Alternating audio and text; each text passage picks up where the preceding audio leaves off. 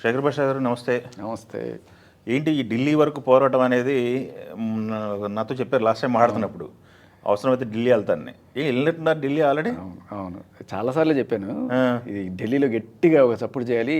ఇది మనం మార్చుకునే చట్టాలు కావు, మనం మార్చుకునే అంటే స్టేట్ గవర్నమెంట్ చేసే పాలసీస్ కావు కదా ఇవి. చట్టాలు మారాలంటే ఢిల్లీలోనే చేయాలి. అండ్ అలాగే జాతీయ పురుషుల కమిషన్ రావాలనేది కూడా అక్కడి నుంచే స్టార్ట్ అవ్వాలి.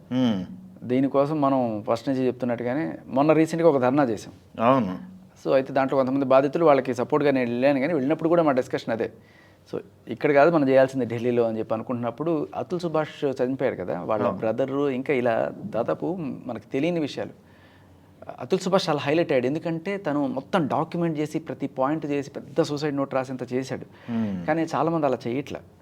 అలా అతను నిజంగా ఒక స్పార్క్ వెలిగించాడు, ఆయన ప్రాణం పోయినా కూడా. అతుల్ సుభాష్ అంటే బెంగళూరు ఇష్యూ కదా? ఎస్. ఉత్తరప్రదేశ్లో వాళ్ళ ఆవిడ 898 జడ్జి, జస్టిస్ డిలేడ్, ఇదంతా. అవును. మనం ఆయన గురించి అంత మాట్లాడాం కదా.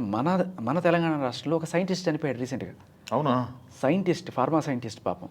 అయ్యో. ఏంటి వాళ్ళ ఆవిడకి ఇంకేదో విభేదాలు, వాళ్ళ ఆవిడ కూతురు తీసుకొని వెళ్ళిపోయిన తర్వాత 5 ఏళ్ల పాప వెళ్ళి పుట్టినరోజు నాడు ఏదో గిఫ్ట్ ఇద్దామని చెప్పి వెళ్ళాట చూడడానికి. కనీసం పాప ముఖాన్ని కూడా చూడనివ్వకుండా నిర్దాక్షిణ్యంగా తోసి అవతల పడేసి ఆయన మీద మళ్ళీ పాపని కిడ్నాప్ చేయడానికి వచ్చాను కేసు పెట్టాట. ఆయన తర్వాత ఏం చేసేది లేక వెళ్ళిపోయి కూతురు కూడా చూసుకోలేని జీవితం అని చెప్పి విషయం దాకా చచ్చిపోయాడు. ఒకళ్ళు కాదు, ఇద్దరు కాదు, వందలాది మంది సూసైడ్ చేసుకొని చచ్చిపోయారు పాపం. అతుల్ సుభాష్ లాంటి వాళ్ళు.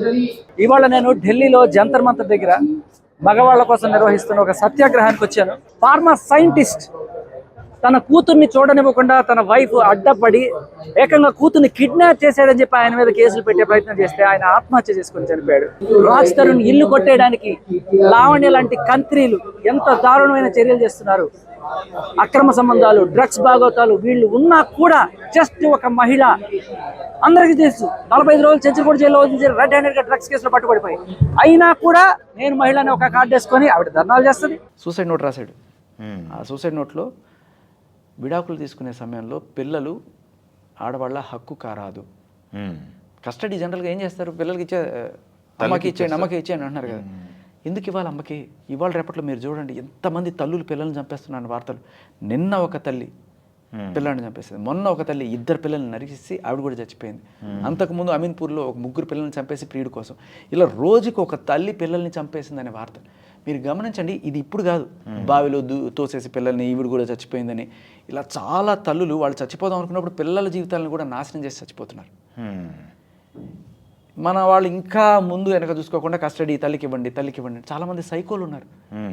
వాళ్ళు పిల్లల్ని పోషించే స్థితిగతులు ఉన్నా లేకపోయినా పిల్లవాళ్ళు నా దగ్గరే ఉండాలి అని చెప్పి బలవంతంగా తీసుకెళ్ళి పోషించే స్థితి రానప్పుడు ఇంకా ఈగోకి అడ్డం పెట్టుకొని మొగుడు దగ్గరికి వెళ్ళలేక కేసులు పెట్టి అవి అడ్డమైపోయి ఫైనల్గా వీళ్ళిద్దరు కలిసి సూసైడ్ చేసుకునే స్టేజ్కి వెళ్తున్నారు. ఆఫ్కోర్స్ గతంలో తల్లికి పెంచే బాధ్యత అంటే పెంపకం విషయంలో తల్లికి అవగాహన ఉంటుందని చెప్పేసి తనకి సూచించినట్టున్నారు. బట్ కాలం మారుతుంది. అదే ఓకే, పాము దాని గుడ్లను అదే తింటుంది చూడండి, ఆ టైప్లో తయారవుతున్నాయి. రోజుకి ఒకటి కాదు వరుస పెట్టిస్తున్నాయి మనకి. ఓకే, కాలం మారిపోయిందండి. ఢిల్లీలో ఏం చేశారు? ఢిల్లీలో జంతర్ మంతర్ దగ్గర ఇలా అన్ని రాష్ట్రాల నుంచి ఇలా బాధితులు సేవ్ మెన్ అండ్ ఫ్యామిలీ అని చెప్పి ఒక పెద్ద ఆర్గనైజేషన్, ఇలా దాదాపు ఒక 40 NGOలు, భార్య బాధితుల సంఘాలు, ఇలా మొత్తం అందరూ ఒక్క తాటిపైకి చేరి పొద్దున్న అరౌండ్ 9-10 గంటలకు స్టార్ట్ అయింది, సాయంత్రం 5 గంటల దాకా అక్కడ మనకి ధర్నా చౌక్ లాగా అక్కడ జంతర్ మంతర్ పక్కనే. సో వెళ్ళాము, చాలా పెద్ద వాళ్ళందరూ వచ్చి మాట్లాడారు, బాధితులు మాట్లాడారు, చాలామంది ఆడవాళ్ళు వచ్చారు. మీకు తెలుసలేదు, దాదాపు ఒక 100 మంది లేడీస్ వచ్చారు.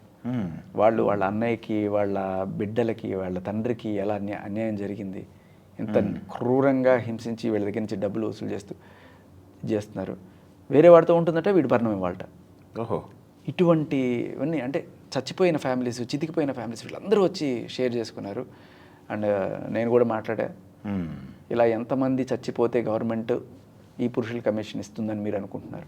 పురుష కమిషన్ సాధన కోసం కథం దొక్కారు ఢిల్లీ అంతే. ఓకే, ఎంతమంది వచ్చారండి? 2000 మంది దాకా వచ్చారు. 2000 దాకా మంది. అదృష్టమావుడి మన ఛానల్స్ అందరూ కూడా వచ్చారు. మన లోకల్ ఢిల్లీ బ్యూరోస్ ఉంటారు కదా, అవును, తెలుగు బ్యూరో వాళ్ళందరూ వచ్చారు. మంచి సపోర్ట్ అయితే వచ్చింది మనకి. ఓకే, ఆఫ్కోర్స్ మీ పోరాటం అఫ్ కోర్స్ అది ఫలించిన దిశగా వెళ్ళాలని కోరుకుందాం.